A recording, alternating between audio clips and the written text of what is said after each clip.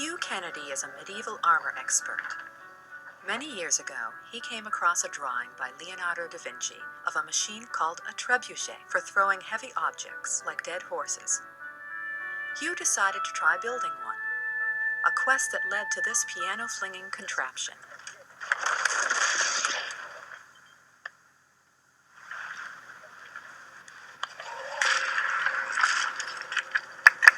A trebuchet is made of a huge lever arm that pivots on an axle.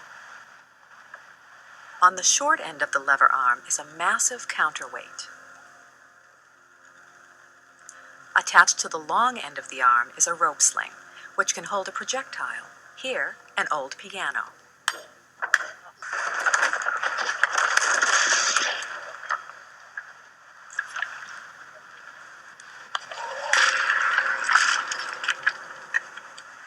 It's difficult to tell. I mean, that one's obviously got a wooden axle, hasn't it? Yeah. Hugh Kennedy and mechanical engineer Wayne Neal joined forces to build a trebuchet, using only the technology available to engineers and builders from the Middle Ages.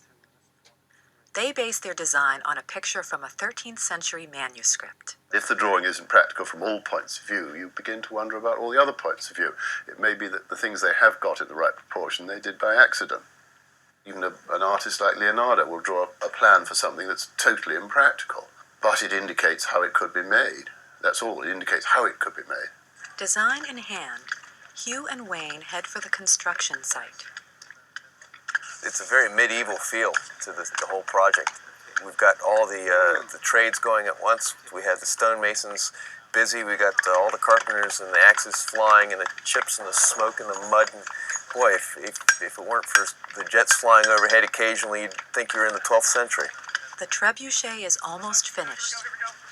6.5 tons of lead are added to the throwing arm to complete the machine. When the trebuchet is at rest, the counterweight hangs down, and the lighter end of the arm is elevated. It takes 40 men to caulk the trebuchet.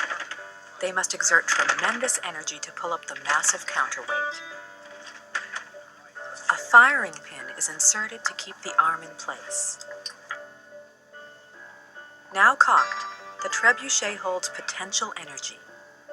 The force of gravity is pulling hard on the counterweight, straining against the firing pin. When the firing pin is removed, the potential energy is converted to kinetic energy, or energy of motion, as the counterweight swings down. The sling and projectile swing in an arc.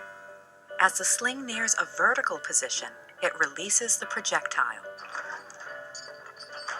Before settling on this trebuchet design, Wayne considered other designs.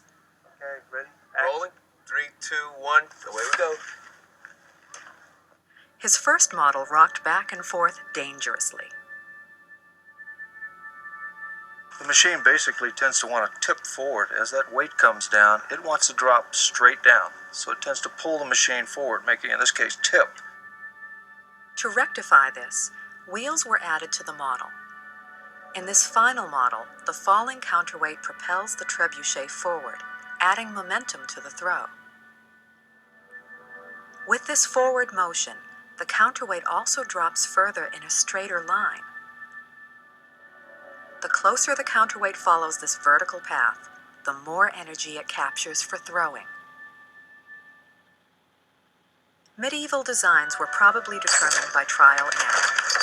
Then, as now, the object of a good design was to transfer as much of the potential energy of the counterweight into kinetic energy of the projectile.